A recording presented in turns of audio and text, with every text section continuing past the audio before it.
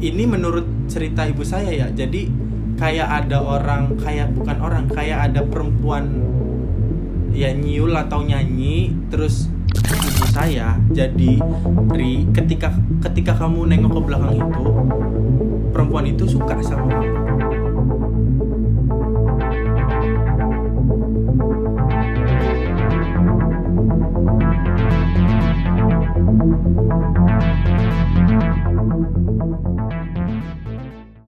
Hai semua, gue Kiki dan kembali lagi di Juram, Jurnal Seram. Di video kali ini gue gak sendiri. Gue punya salah satu narasumber yang bakal cerita kejadian mistisnya di kehidupannya. Itu silakan mas. Halo semuanya, saya Fahri. Saya di sini akan menceritakan salah satu kejadian yang mungkin dianggap mistis lah ya, karena saya juga sebenarnya nggak percaya gitu kan, tapi memang orang tua saya sendiri yang ngasih tahu bahwa memang benar gitu. Ya, Mas Fahri ini bakal ceritain pengalaman horornya saat melakukan kegiatan PKL di salah satu perusahaan yang dia tempati. Bagaimana ceritanya? Kita simak di Juram, Jurnal Seram.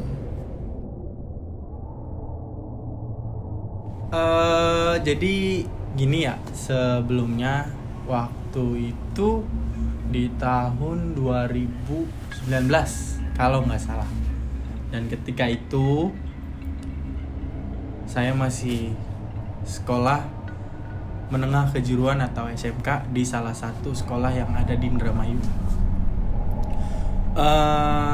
Di situ saya melakukan kegiatan program kerja lapangan kalau nggak salah ya, atau yang disebut PKL. Saya PKL di salah satu perusahaan industri yang bertempat di daerah Cirebon atau tetangga kota, ya kan. Di situ saya ngekos sama teman-teman sekolah saya waktu itu berjumlah 9 orang, dan saya melakukan kegiatan PKL itu selama kurang lebih 3 bulan.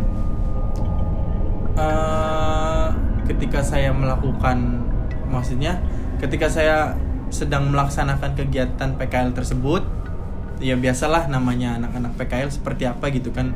Dari 9 orang itu saya dan teman-teman saya itu dibagi tugas masing-masing oleh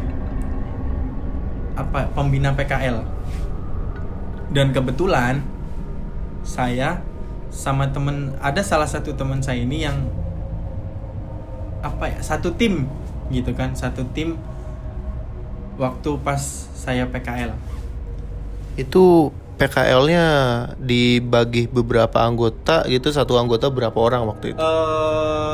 Kalau waktu itu sih semuanya kan yang PKL di perusahaan itu kan 9 orang, termasuk saya ya. Jadi itu kalau nggak salah dibagi 4 kelompok atau 5 kalau nggak salah.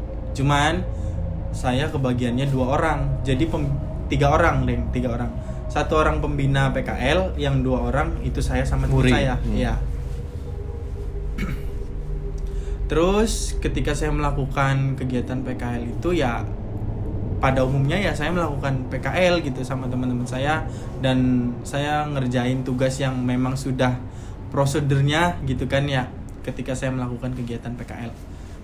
Ada di suatu hari, jadi ceritanya gini, bisanya saya tahu gitu kan karena mungkin ibu saya dikasih kelebihan sama yang kuasa gitu kan ya, kayak bisa beradaptasi atau ngerasain ataupun bahkan bisa sampai ngelihat gitu kan. Orang pintar gitu, seperti kayak gitu. Ya gitulah, cuman kan memang kalau ibu saya kan tidak seperti itu, karena mungkin itu dikasih kelebihan sama yang kuasa gitu kan ya. Ada di satu, kalau saya pribadi gini, saya bukan yang nggak percaya sama hal-hal seperti itu. Saya percaya gitu kan. Pasti ada gitu kan, cuman memang karena saya nggak bisa ngerasain, jadi ya saya nggak gimana lah, intinya saya tetap percaya sama yang kuasa gitu kan. Jadi ceritanya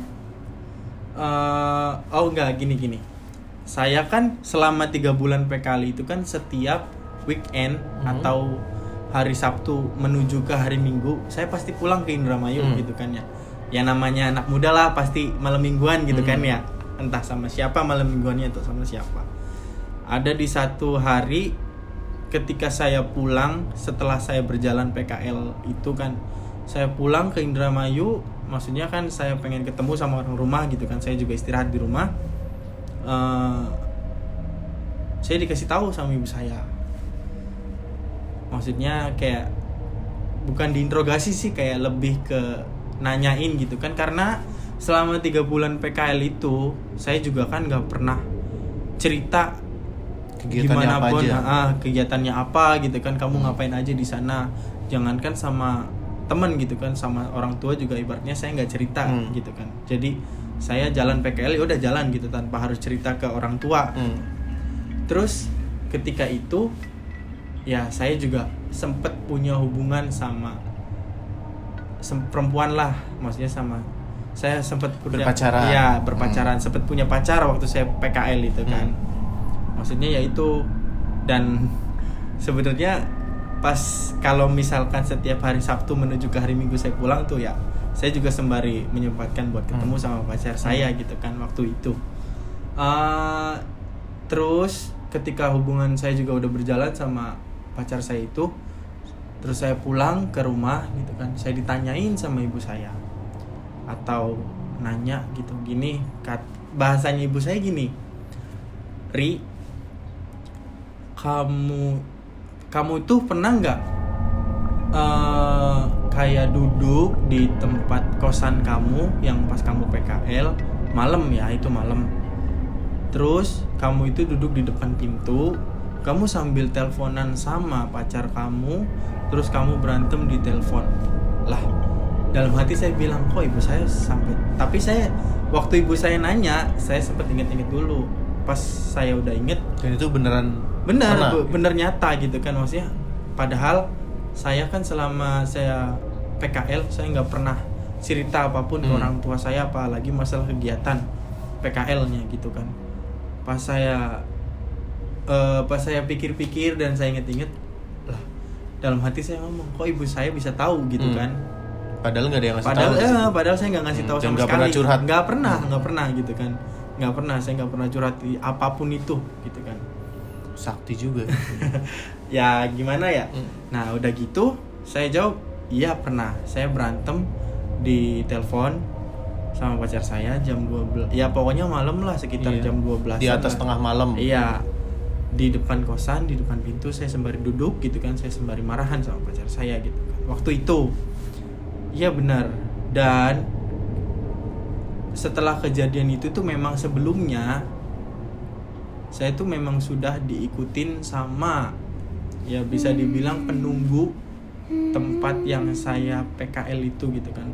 Apalagi kan yang namanya perusahaan industri pasti besar, luas gitu kan ya. Dan saya juga selama saya ngerjain PKL itu, maksudnya kegiatan PKL itu, saya kan muter-muter tuh di kawasan itu ya kan, di kawasan itu. Maksudnya nggak stuck di satu tempat. Saya pindah-pindah gitu kan, dari mulai gedung yang paling depan sampai gedung yang paling belakang.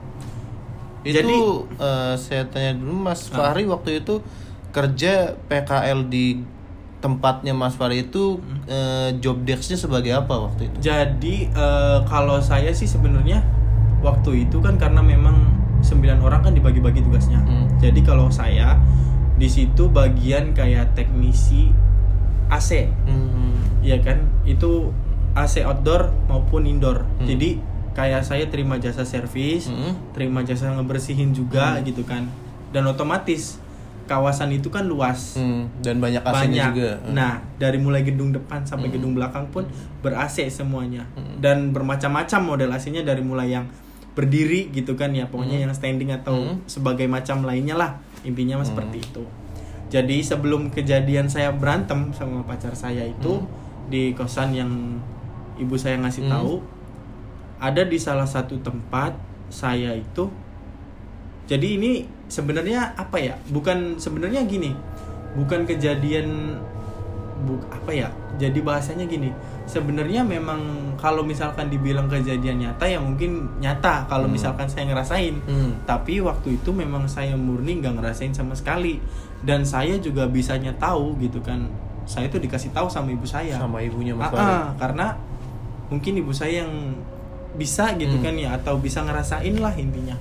Ada di satu kejadian ketika saya lagi dapat tugas PKL gitu kan, kalau nggak salah gedungnya di gedung belakang, di salah satu hari itu kejadiannya siang saya lagi dapat tugas di gedung belakang, ya biasalah teknisi ya kan. Terus udah gitu nggak tahu gimana ceritanya, ini menurut cerita ibu saya ya, jadi kayak ada perempuan ya nyiul atau nyanyi, terus ngeh atau nggak ngeh ya, bahasanya orang Indramayu kan seperti itu, merasa sadar atau tidak sadar gitu kan.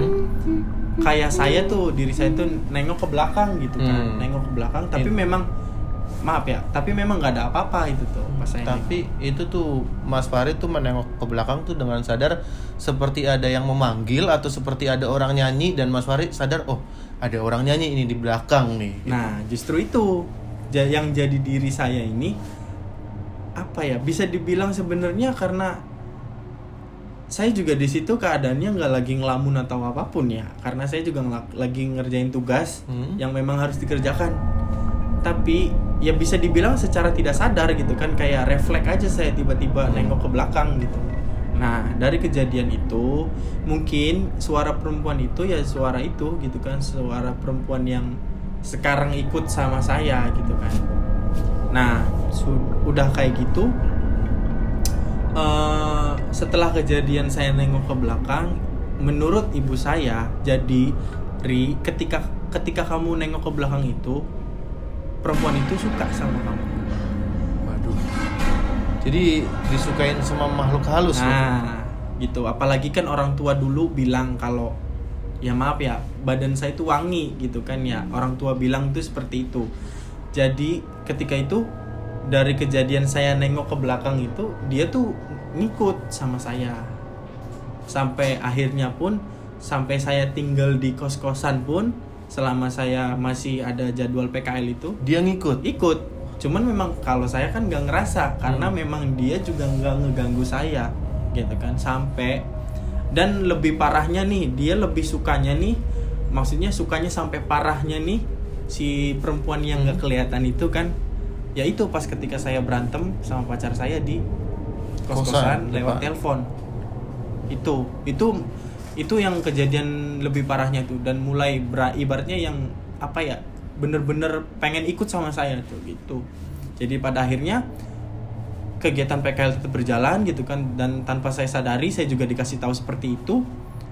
Dan pada akhirnya ketika kegiatan PKL selama 3 bulan itu udah selesai, saya pulang balik lagi ke rumah gitu kan, dan pada akhirnya si perempuan itu juga ikut sampai sekarang. Jadi dia ngikut nih di tempat studio kita nih sekarang. Sebenarnya kalau bahaya juga nih. Enggak, gini. Sebenarnya kalau ikut kemana-mana sih saya juga kurang paham, karena saya kan nggak punya kelebihan seperti itu. Cuman kan saya juga dikasih tahu sama ibu saya gitu kan. Jadi sebenarnya yang dimaksud ikut tuh bukan ikut kayak saya pergi sekarang kemana-mana ikut, bukan. Jadi sekarang dia tuh ikut dari Cirebon ke Indramayu, ikut sama saya gitu kan, ikut di badan saya. Dan sekarang dia bertempatnya di kamar saya sendiri gitu kan. Dan setelah itu Mas Fahri ada gejala kayak tidak bisa hal-hal mistis atau kayak dari Mas Fahri sendiri gitu kan, ada perbedaan dari Mas Fahri sendiri gitu. Kalau dari segi perbedaan sih ya wajar lah, kalau kehidupan pasti banyak ya enggak, pasti itunya kan pasti banyak perbedaan, apalagi kita di usia yang udah hampir beranjak ke dewasa ya. Tapi kalau balik lagi, kalau misalkan ke hal-hal seperti itu, ketika dia udah ngikut sama saya gitu kan, sampai sekarang pun dia masih ikut. Sebenarnya kalau kejadian mistis seperti itu nggak ada gitu kan, selama saya tidur, maksudnya saya bertempat di kamar saya sendiri gitu kan ya, ibaratnya ditemenin sama si perempuan itu yang memang nggak kelihatan nggak pernah ngeganggu gitu kan, apalagi ngejailin saya, nggak pernah. Cuman memang ada pernah kejadian sekali dua kali kayak jail, cuman itu jailnya bukan ke saya, jadi lebih ke keluarga sekitar yang ada di rumah gitu kan. Contoh, tahu kaleng biskuit kan? Iya. Iya kan, kaleng biskuit kan di rumah kan ada kaleng biskuit kosong, disimpan di atas lemari makan. Entah kenapa nggak ada, itu maksudnya di dapur itu nggak ada hewan kayak tikus atau segala macam, nggak ada angin juga nggak ada, tiba-tiba jatuh. Dan posisinya itu apa ya, kaleng biskuit itu adanya di tengah-tengah, bukan di pinggir ataupun di pojok gitu kan, di atas lemarinya. Dan itu kejadiannya ya nggak tentu sih, maksudnya nggak tiap malam. Waktu itu malam, siang atau sekitar malam jam 8 jam 9-an. Nah, yang pertama itu. Yang kedua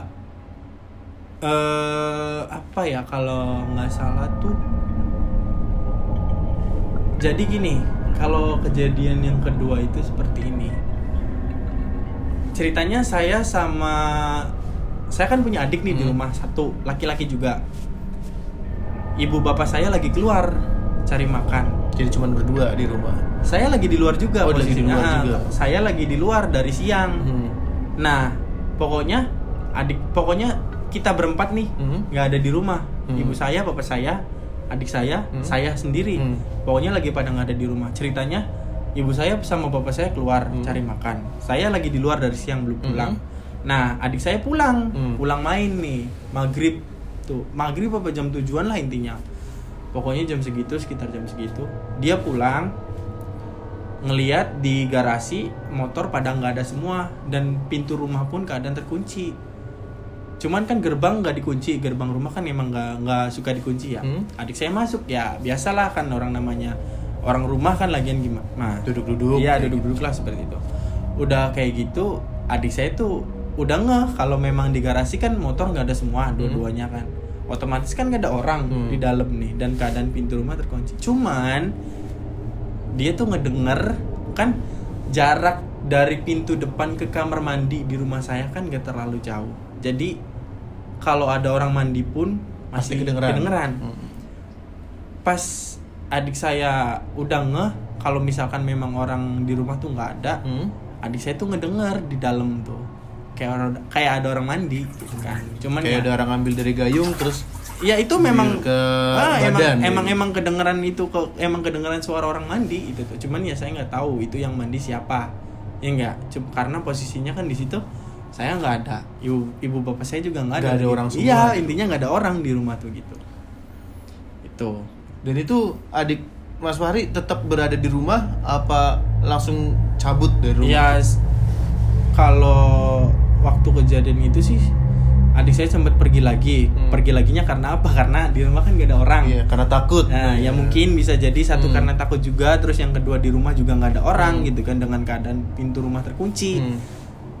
Tapi ya adik saya juga sempat heran sih, karena penasaran kok ada gitu, maksudnya kok ada yang mandi gitu kan, padahal di rumah nggak ada siapa-siapa gitu.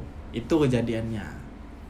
Tapi kalau untuk dari kejadian saya diikutin waktu pas PKL sampai ke rumah, sampai sekarang di rumah pun,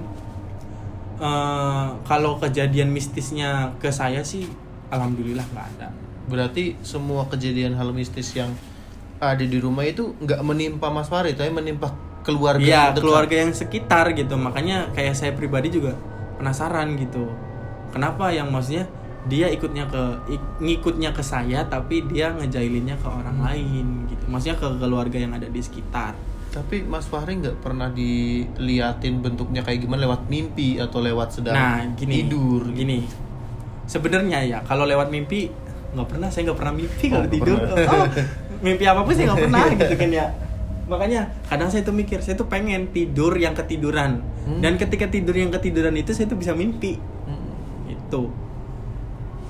Jadi sebenarnya apa perlu saya jelasin tahu wujudnya seperti apa?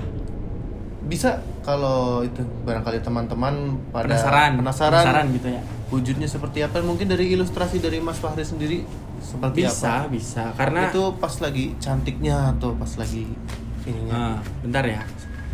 Sebenarnya kalau misalkan saya harus jelasin wujudnya itu seperti apa gitu kan.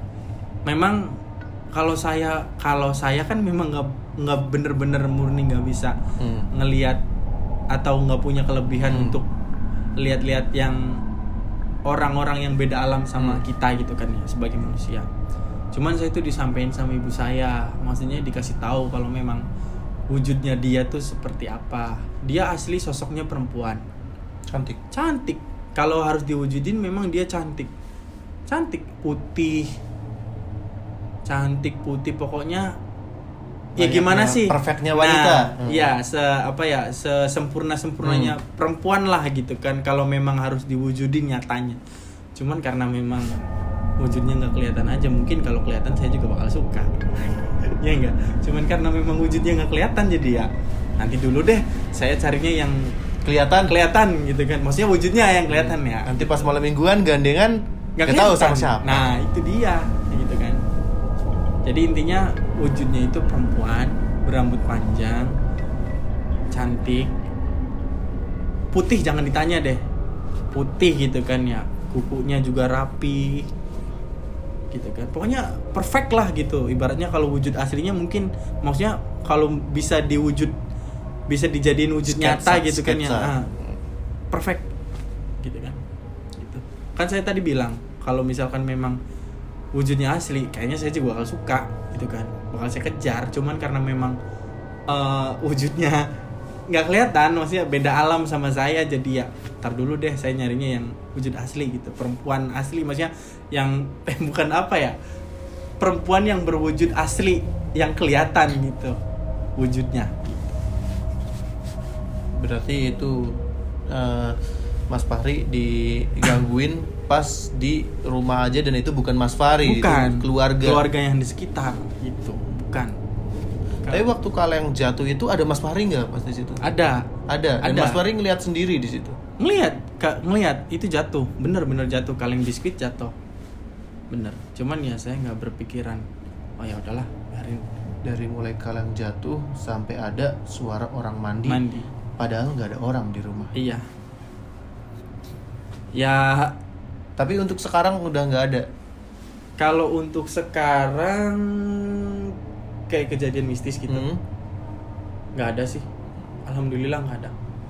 Jadi sebenarnya sampai saya juga dikasih tahu sama ibu saya gitu kan, sebenarnya perempuan itu yang ikutin kamu tuh bisa, dia tuh pergi.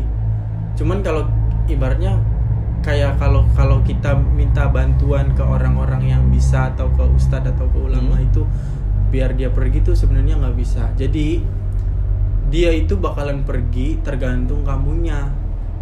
Itu pesan dari ibu saya ya. Jadi tergantung imannya kamu gitu kan. Kalau memang imannya kamu kuat, kayak kamu ngelakuin ibadah yang sesuai sama agamanya kamu gitu kan, mungkin insya Allah bisa pergi sendiri gitu kan, dia tanpa harus diusir sama orang-orang pintar atau ustadz lah atau apa itu kan gitu. Dia bakal pergi sendiri gitu. Jadi intinya tergantung dari Mas tergantung ya, tergantung imannya sayanya gimana gitu. Nah teman-teman, itulah cerita dari Mas Fahri tentang pengalamannya saat melakukan kegiatan PKL di salah satu perusahaan industri daerah Cirebon. Makasih buat Mas Fahri udah mau cerita pengalamannya di sini. Nah, teman-teman, jangan lupa like, komen, dan subscribe channel JBI Entertainment. Jangan lupa juga tonton video kita yang lain. Pasti selain horor, ada video-video menyenangkan lainnya. Saya Kiki. Selamat malam. Wassalam.